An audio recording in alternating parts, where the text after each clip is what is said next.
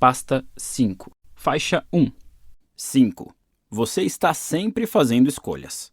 Imagine que alguém coloque uma arma na sua cabeça e ameace matar você e toda a sua família se você não correr 42 km em menos de 5 horas. Seria terrível. Agora imagine que você tenha comprado roupas esportivas e um bom tênis, treinado religiosamente por meses e completado sua primeira maratona, encontrando na linha de chegada parentes e amigos torcendo por você.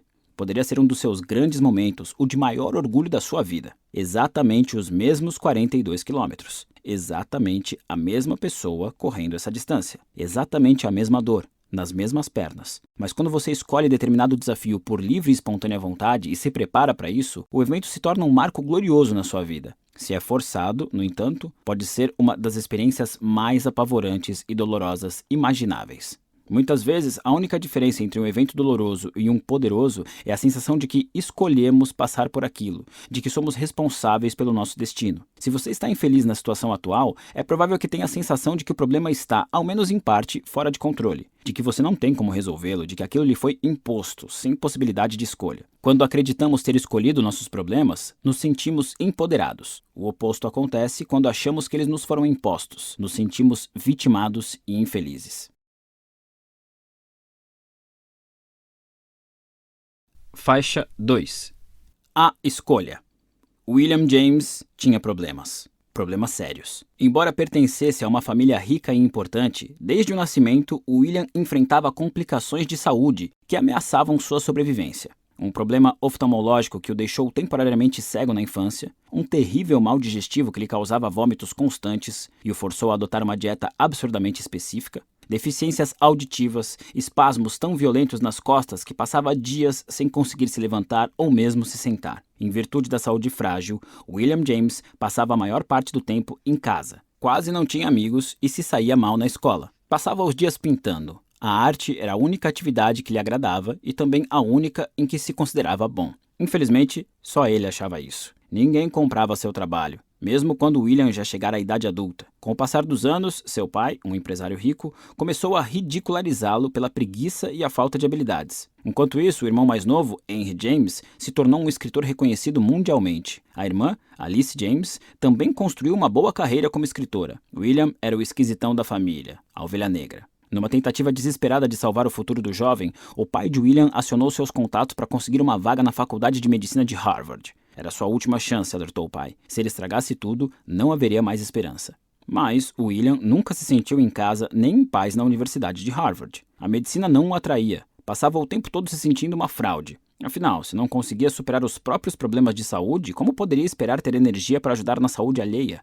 Certo dia, depois de visitar uma unidade psiquiátrica, William escreveu em seu diário que sentia ter mais em comum com os pacientes do que com os médicos. Alguns anos depois, novamente para decepção do pai, William abandonou a faculdade. Mas, em vez de lidar com o peso da ira paterna, decidiu fugir. Juntou-se a uma expedição antropológica para a Amazônia. Isso foi na década de 1860, quando a viagem transcontinental era difícil e perigosa. Se você jogou Oregon Trail no computador quando era criança, imagine a coisa mais ou menos daquele jeito, com disenteria, bois se afogando e tudo mais. Bem, apesar de tudo, William chegou à Amazônia, onde começaria a verdadeira aventura. Por incrível que pareça, sua saúde frágil suportou o trajeto.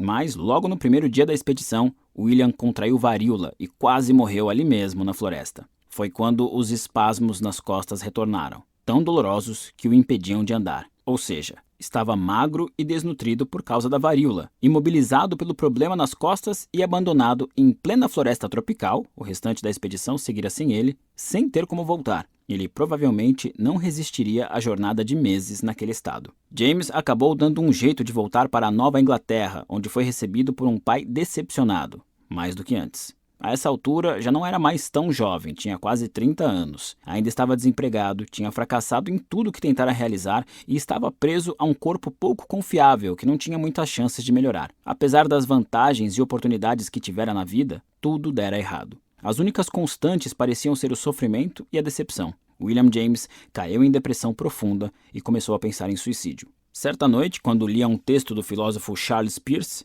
William decidiu fazer um pequeno experimento. No diário, escreveu que passaria um ano acreditando ser 100% responsável por tudo que ocorria em sua vida, fosse o que fosse.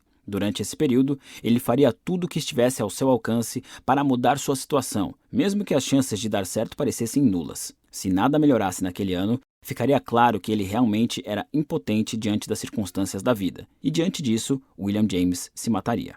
O resultado? William James se tornou o pai da psicologia norte-americana. Sua obra foi traduzida para uma cacetada de idiomas, e ele é considerado um dos intelectuais, filósofos, psicólogos mais influentes de sua geração. Posteriormente, ele se tornou professor de Harvard e cruzou os Estados Unidos e Europa dando palestras. Casou-se e teve 5 filhos, um dos quais, Henry, foi um famoso biógrafo e ganhou o prêmio Pulitzer. William James chegou a se referir ao pequeno experimento como seu renascimento, a causa de tudo o que conquistara na vida. Existe uma percepção simples que permite todo tipo de melhora e crescimento pessoal. A de que nós, individualmente, somos responsáveis por nossa vida como um todo, sejam quais forem as circunstâncias externas. Nem sempre dá para controlar o que acontece conosco, mas sempre podemos definir nossa interpretação dos acontecimentos e nossa reação a eles. Tendo ou não essa consciência, sempre somos responsáveis pelo caminho que tomamos. É impossível não ser. Não interpretar conscientemente os acontecimentos já é uma interpretação. Não reagir aos acontecimentos já é uma reação. Mesmo que você seja atropelado por uma carrocinha de pipoca e um monte de crianças ria da sua cara, ainda é sua responsabilidade interpretar o significado disso e escolher como reagir.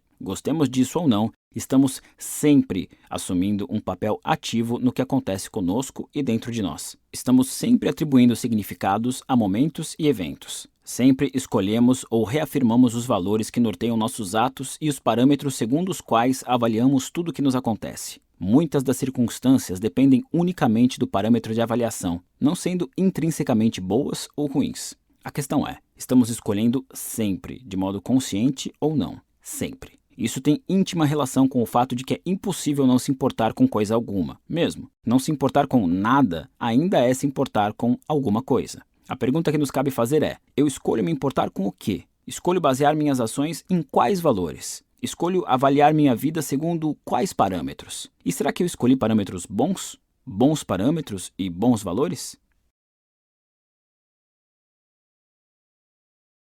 Faixa 3. A falácia da responsabilidade-culpa.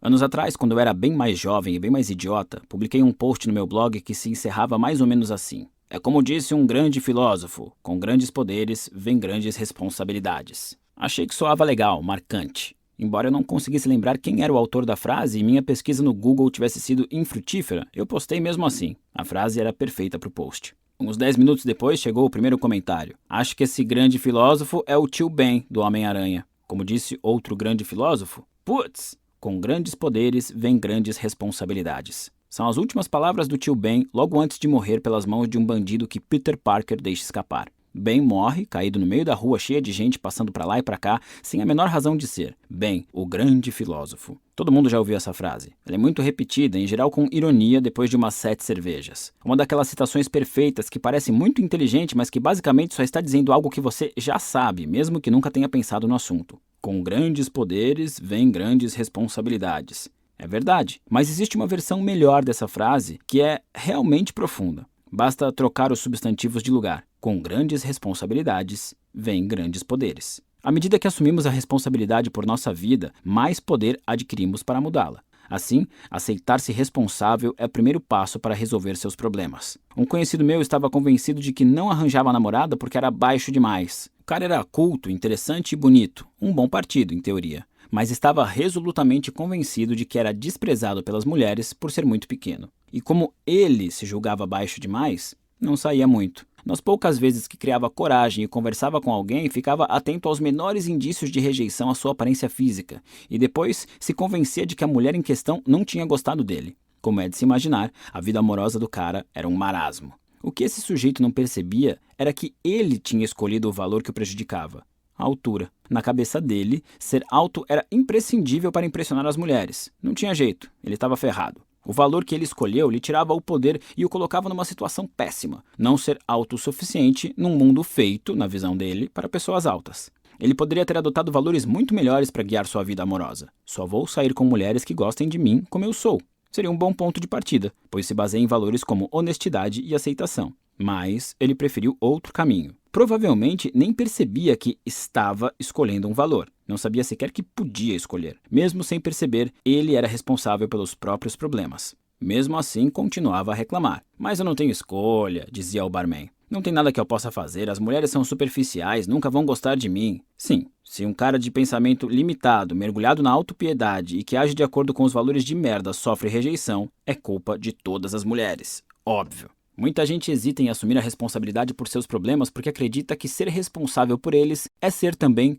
culpado. Em nossa cultura, responsabilidade e culpa costumam caminhar juntas, embora não sejam sinônimos. Se eu bato no seu carro, não só tenho culpa, como sou legalmente responsável por compensá-lo de alguma forma. Não importa se foi um acidente, eu continuo sendo responsável pelas consequências. É assim que a culpa funciona hoje em dia. Fez merda, então conserta. É assim que deve ser. Ao mesmo tempo, existem problemas que são de nossa responsabilidade, mesmo que a culpa não seja nossa. Por exemplo, um dia você acorda e encontra um bebê recém-nascido na sua porta. Não é culpa sua que ele tenha sido colocado ali, mas o bebê passa a ser de sua responsabilidade. Você precisa escolher o que fazer e qualquer escolha que fizer, adotar o bebê, se livrar dele, ignorá-lo, mandá-lo pegar um táxi para casa, vai gerar problemas, pelos quais você também será responsável. Os juízes não escolhem o que julgar. Quando um caso vai ao tribunal, o juiz não cometeu o crime, não o testemunhou, nem foi vítima, mas é responsável pelo crime. Esse juiz precisa escolher as consequências daquele ato, deve identificar o parâmetro apropriado para avaliá-lo e garantir que a avaliação seja consistente. O tempo todo somos responsabilizados por atos dos quais não temos culpa. É a vida. Eis uma forma simples de diferenciar mais claramente os dois conceitos. Culpa é passado, responsabilidade é presente. A culpa aponta para escolhas já feitas, enquanto a responsabilidade aponta para escolhas sendo feitas agora, a cada segundo de cada dia. Você está escolhendo ler isto, está escolhendo pensar sobre os conceitos, está escolhendo adotá-los ou não. Pode ser culpa minha se você achar essas ideias ridículas, mas você é responsável pelas suas conclusões. Não é culpa sua eu ter escolhido escrever essa frase, mas cabe a você a responsabilidade por escolher lê-la ou não. Existe uma diferença entre culpar alguém pela sua situação e esse alguém ser realmente responsável por aquilo. Ninguém, além de você, é responsável pela sua situação. Muita gente pode ser culpada pela sua infelicidade, mas ninguém além de você será responsável por isso. É você quem escolhe como ver o que vive, como reagir aos acontecimentos e avaliá-los. É sempre você quem escolhe o parâmetro a seguir ao avaliar suas experiências de vida. Minha primeira namorada me deu um pé na bunda espetacular. Ela estava me traindo com um professor. Foi incrível. E por incrível, quero dizer que senti como se estivesse levando uns 253 socos no estômago. Resolvi confrontá-la, mas isso só piorou tudo, porque ela imediatamente me trocou pelo professor. 3 anos de relacionamento foram pelo ralo, assim, sem mais nem menos. Passei meses infeliz, naturalmente, e a responsabilizei por minha infelicidade, o que não me levou muito longe, pelo contrário, só me deixou ainda mais infeliz. Porque não tinha controle sobre ela, sabe? Por mais que eu telefonasse, gritasse, implorasse para voltar, aparecesse de surpresa na casa dela e fizesse outras coisas típicas de ex-namorados irracionais, eu jamais conseguiria controlar as emoções e atitudes dela. No fim das contas, ainda que minha ex fosse culpada por eu me sentir um lixo, ela nunca foi responsável por isso. O responsável era eu. Em certo ponto, depois de lágrimas e álcool suficientes, meu raciocínio começou a mudar e entendi que, embora ela tivesse feito algo horrível comigo e fosse culpada por isso, agora era responsabilidade minha ser feliz de novo. Ela nunca ia voltar e consertar minha vida, e isso caberia a mim. Algumas coisas aconteceram a partir do momento em que eu adotei esse pensamento. Primeiro, comecei a melhorar. Voltei a malhar e a ter contato com os amigos, que eu vinha negligenciando. Tentei conhecer gente nova. Fiz uma longa viagem ao exterior e me engajei em trabalho voluntário. Aos poucos, fui me sentindo melhor. Eu ainda me ressentia pelo que minha ex tinha feito, mas pelo menos estava assumindo a responsabilidade pelas minhas emoções. Isso é, estava escolhendo valores melhores, com o propósito de me cuidar e de aprender a me sentir melhor comigo mesmo, não apenas de consertar o que ela tinha estragado.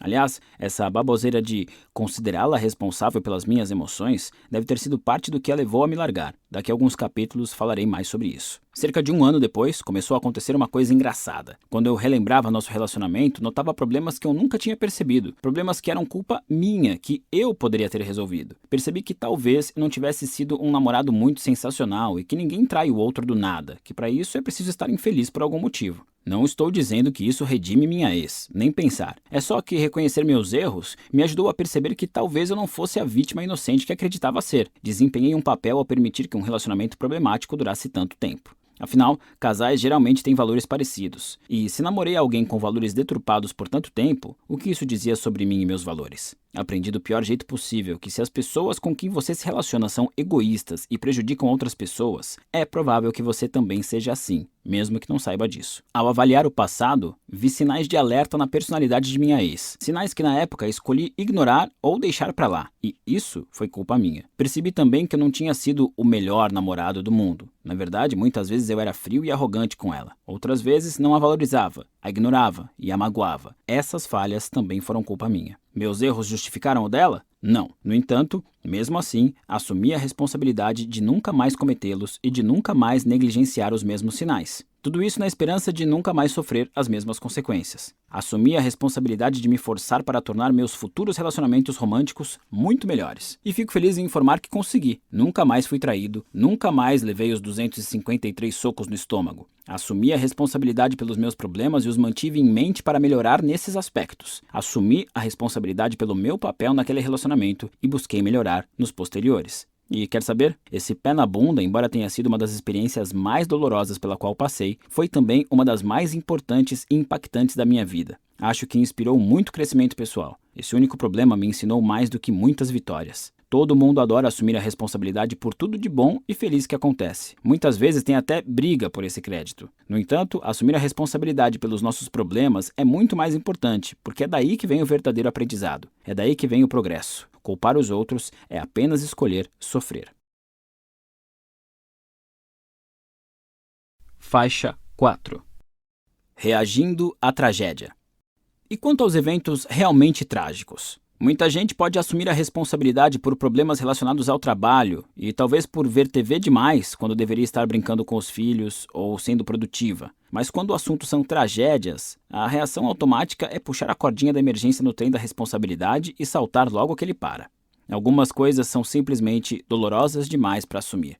Mas pense comigo, a gravidade do evento não altera a realidade dos fatos. Por exemplo, se você for assaltado, é claro que não é culpa sua. Ninguém jamais escolheria passar por isso. Porém, assim como a hipótese do bebê deixado à sua porta, você passa a ser responsável por uma situação de vida ou morte. Você revida? Entra em pânico? Fica paralisado? Avisa a polícia? Tenta esquecer e fingir que nunca aconteceu? Todas essas possibilidades de reações são escolhas que você é responsável por fazer ou rejeitar. Você não escolheu o assalto, mas mesmo assim, lhe cabe gerir o impacto emocional e psicológico da experiência e tomar as devidas providências legais. Em 2008, o Talibã assumiu o controle do Vale do Swat, uma parte remota no nordeste do Paquistão, onde logo implementaram seu extremismo muçulmano. Chega de televisão, chega de filmes, chega de mulheres saindo de casa sem acompanhante, chega de meninas na escola. Em 2009, uma paquistanesa de 11 anos chamada Malala Yousafzai começou a se manifestar contra a proibição de estudar. Ela continuou a frequentar a escola local, arriscando tanto a própria vida quanto a do pai, além de participar de conferências em cidades próximas. Como o Talibã se atreve a tirar o meu direito à educação? Escreveu ela em uma publicação online. Em 2012, aos 14 anos, Malala levou um tiro no rosto quando voltava da escola. Um soldado talibã mascarado entrou no ônibus armado com um rifle e perguntou: "Quem é Malala? Digam ou atiro em todo mundo."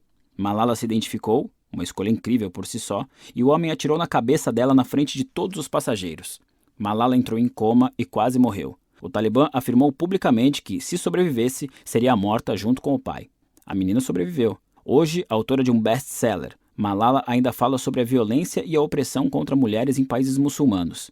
Em 2014, recebeu o Prêmio Nobel da Paz por seus esforços. Parece que o tiro no rosto só lhe deu uma audiência maior e mais coragem que antes. Teria sido fácil para Malala se acomodar e dizer: "Não posso fazer nada", ou "Não tenho escolha". Isso, ironicamente, também teria sido uma escolha, mas ela optou pelo oposto. Alguns anos atrás, escrevi algumas das ideias que conto neste capítulo no meu blog, e um homem deixou um comentário. Ele disse que eu era vazio e superficial, acrescentando que eu não tinha real compreensão dos problemas da vida ou da responsabilidade humana. Disse que tinha perdido um filho havia pouco, num acidente de carro, e me acusou de não saber o que era a verdadeira dor, me rotulando de idiota por sugerir que ele era responsável pela dor de perder um filho. Estava na cara que aquele homem tinha passado por uma dor muito maior do que a maioria das pessoas enfrenta na vida. Ele não escolheu a morte do filho, não tinha culpa por tal desgraça. A responsabilidade de lidar com a perda lhe foi imposta, embora fosse clara e compreensivelmente indesejável. E apesar de tudo isso, ele era, sim, responsável pelas próprias emoções, crenças e ações. A reação que apresentou diante da morte do filho foi uma escolha dele.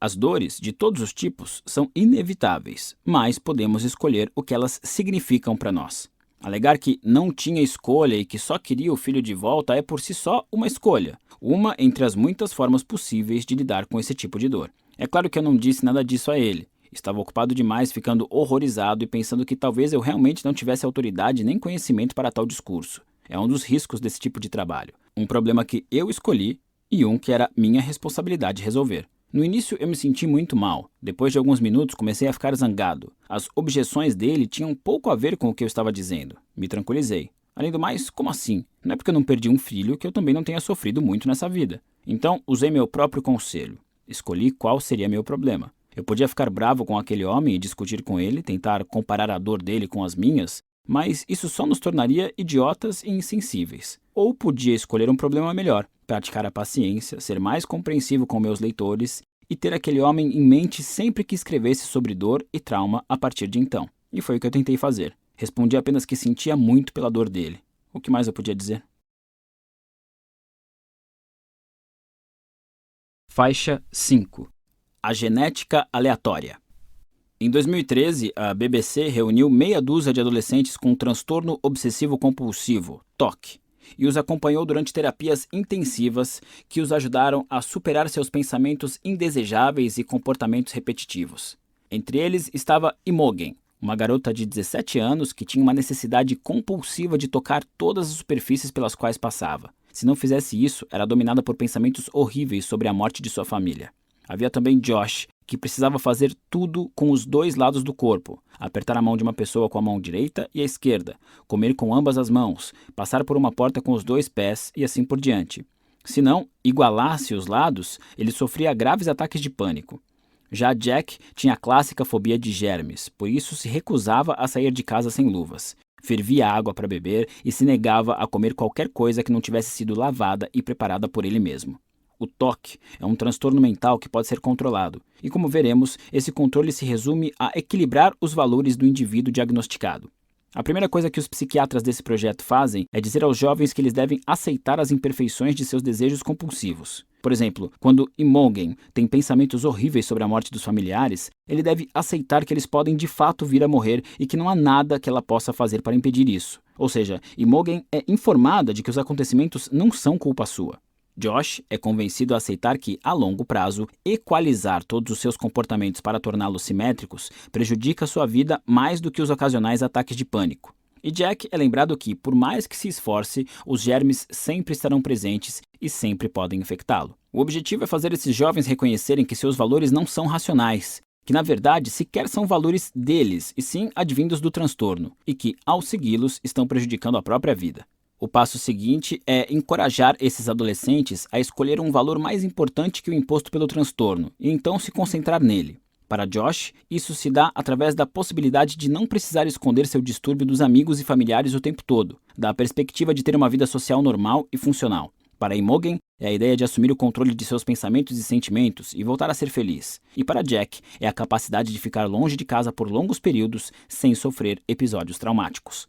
Com esses novos valores em mente, os adolescentes começam exercícios intensivos de dessensibilização que os obrigam a colocá-los em prática. Acontecem ataques de pânico, lágrimas rolam, Jack soca vários objetos e imediatamente em seguida lava as mãos. Mas, no final do documentário, grandes progressos ficam claros. Imogen não precisa mais tocar todas as superfícies que vê. Ela diz, ainda há monstros no fundo da minha mente e provavelmente eles sempre estarão lá, só que agora estão se acalmando. Josh consegue passar períodos de 25 a 30 minutos sem igualar os movimentos dos dois lados do corpo. E Jack, que talvez tenha tido a melhora mais visível, consegue ir a restaurantes e beber de garrafas e copos sem lavá-los. Jack resume bem o que aprendeu. Eu não escolhi esta vida, não escolhi esta doença péssima, essa coisa horrível, mas posso escolher como conviver com ela. Eu preciso escolher como conviver com ela. Muitas das pessoas que nascem com um problema específico, seja toque, baixa estatura ou outra coisa completamente diferente, acham que estão perdendo algo muito valioso. Sentem que não há nada que possam fazer, então evitam a responsabilidade pela situação. Elas concluem, eu não escolhi essa genética horrível, então não é minha culpa as coisas darem errado. E é verdade, a culpa não é delas, mas a responsabilidade, sim. Na época da faculdade, eu tinha uma fantasia meio delirante de me tornar jogador profissional de pôquer. Ganhei dinheiro e tudo mais, e foi divertido, mas depois de quase um ano jogando a sério, desisti. Passar a noite inteira acordado olhando para uma tela de computador ganhando milhares de dólares em um dia e perdendo a maior parte no dia seguinte não era estilo de vida para mim. Além disso, não era o meio mais saudável ou emocionalmente estável de ganhar a vida. Por incrível que pareça, no entanto, o tempo que passei jogando pôquer influenciou profundamente meu jeito de ver a vida. A beleza do pôquer é que, embora a sorte esteja sempre envolvida, ela não determina os resultados a longo prazo. Uma pessoa pode receber uma mão horrível e vencer alguém com uma mão sensacional. A pessoa que recebe boas cartas tem uma probabilidade maior de ganhar, é claro, mas no final das contas, o vencedor é determinado pelas, sim, você adivinhou, escolhas que faz ao longo do jogo.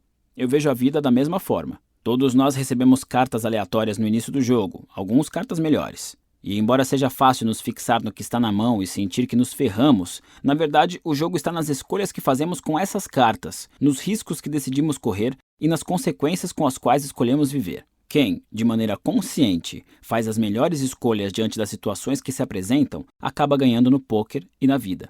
Não necessariamente quem tem as melhores cartas. Algumas pessoas sofrem psicológica e emocionalmente por causa de deficiências neurológicas e ou genéticas. Mas isso não muda nada. Elas herdaram cartas ruins, é claro, mas não tem culpa. Assim como o cara baixinho que queria uma namorada não é culpado por ser baixo, nem a pessoa que foi assaltada é culpada por ter seus pertences roubados. Mas todos têm responsabilidade. Se escolhem procurar tratamento psiquiátrico, fazer terapia ou não fazer nada, no final das contas a escolha também é deles. Há quem tenha tido uma infância ruim, há os que foram maltratados, violentados e destruídos física, emocional ou financeiramente. Eles não são culpados por seus problemas e obstáculos, mas mesmo assim são responsáveis, sempre responsáveis, por seguir em frente apesar das dificuldades e fazer as melhores escolhas que puderem, seja qual for a situação. E sejamos sinceros, se juntássemos todas as pessoas que têm algum distúrbio psiquiátrico, que lutam contra a depressão ou pensamentos suicidas, que sofreram negligência ou abuso, que lidaram com tragédias ou a morte de um ente querido, ou que sobreviveram a graves problemas de saúde, acidentes ou traumas,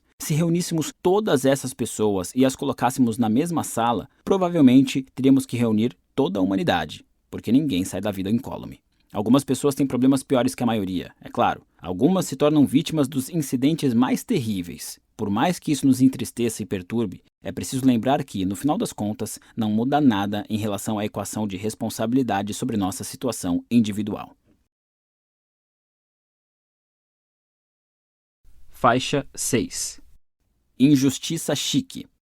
A falácia da responsabilidade e culpa permite que as pessoas transfiram a terceiros a responsabilidade pelos próprios problemas.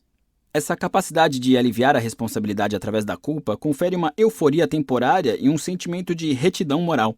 Infelizmente, um dos efeitos colaterais da internet e das redes sociais foi ter tornado mais fácil do que nunca empurrar a responsabilidade, até mesmo das infrações mais ínfimas, para outro grupo ou pessoa. Na verdade, esse tipo de jogo público de culpa-vergonha se tornou popular. Em certos grupos, é até atrativo, admirável. Nas redes sociais, o compartilhamento público de injustiças atrai muito mais atenção e reações emocionais que a maioria dos outros eventos, recompensando com uma quantidade crescente de atenção e simpatia gratuita aqueles que se sentem perpetuamente vitimados. A injustiça chique está na moda em todos os cantos da sociedade hoje em dia, entre ricos e pobres. Na verdade, esta pode ser a primeira vez na história da humanidade em que todos os grupos demográficos se sentem injustamente vitimados ao mesmo tempo. E todos aproveitam a euforia da indignação moral que vem junto. Neste momento, qualquer um que se sinta ofendido com qualquer coisa, seja o fato de que um livro sobre racismo entrou no currículo de uma faculdade, que árvores de Natal foram banidas do shopping local ou que impostos sobre fundos de investimento tiveram um aumento de 0,5%, acha que está sofrendo algum tipo de opressão e que, portanto, merece se sentir ultrajado e receber determinada quantidade de atenção. O atual ambiente da mídia tanto encoraja quanto perpetua essas reações, porque no final das contas, dá lucro. O escritor e comentarista Ryan Holiday se refere a isso como pornografia do ultraje. Em vez de reportar histórias e problemas reais, a mídia acha muito mais fácil e lucrativo encontrar algo levemente ofensivo, transmitir o caso para uma ampla audiência, criar a sensação de ultraje e depois transmiti-la de um jeito que também cause ultraje a outra parcela da população. Isso desencadeia um eco de asneiras que ricocheteia entre dois lados imaginários e ao mesmo tempo distrai dos verdadeiros problemas e injustiças da sociedade. Não é de se estranhar que estejamos mais politicamente polarizados do que nunca. O maior problema da injustiça chique é desviar a atenção das vítimas reais. É como uma overdose de alarmismo. Quanto mais a gente se autoproclama vítima de pequenas infrações, mais difícil é enxergar quem realmente sofre. As pessoas se viciam em se sentir constantemente ofendidas porque isso lhes traz euforia. Ser hipócrita e moralmente superior provoca bem-estar. Como disse o cartunista político Tim Crider em um editorial do New York Times, o ultraje é como várias outras coisas agradáveis que com o tempo nos devoram de dentro para fora. E é ainda mais insidioso que a maioria dos vícios, porque sequer o reconhecemos conscientemente como um prazer. Parte do ônus de viver em uma sociedade livre e democrática é termos que lidar com opiniões e pessoas de que não necessariamente gostamos. É o preço a se pagar. Podemos até dizer que é o objetivo do sistema, mas parece que cada vez mais gente está esquecendo isso. Devemos escolher nossas batalhas com cuidado, ao mesmo tempo em que tentamos simpatizar um pouco com o suposto inimigo. Devemos encarar as notícias e a mídia com uma dose saudável de ceticismo e evitar ideias pré-concebidas sobre os que não concordam conosco. Devemos priorizar valores como honestidade, fomento à transparência e a aceitação da dúvida, em vez da necessidade de estar sempre certo, de se sentir bem e se vingar. Os 3 primeiros valores são democráticos e mais difíceis de manter em meio ao ruído constante de um mundo conectado, mas nem por isso devemos negligenciar nossa responsabilidade de cultivá-los. A estabilidade do sistema político talvez dependa disso.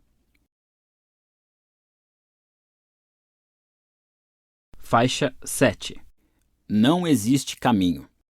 Muitas pessoas podem ler tudo isso e dizer: ok, mas como? Eu entendo que os meus valores são uma porcaria, que evito a responsabilidade pelos meus problemas e que sou um merdinha arrogante que acha que o mundo gira em torno de mim e de todas as inconveniências que passo. Mas qual é o caminho para mudar? E como resposta, eu digo, fazendo minha melhor imitação de Yoda: mude ou não mude, não existe caminho. Nós já escolhemos, a cada momento de cada dia, as coisas com as quais nos importamos. Então, para mudar, basta escolher nos importarmos com outras coisas.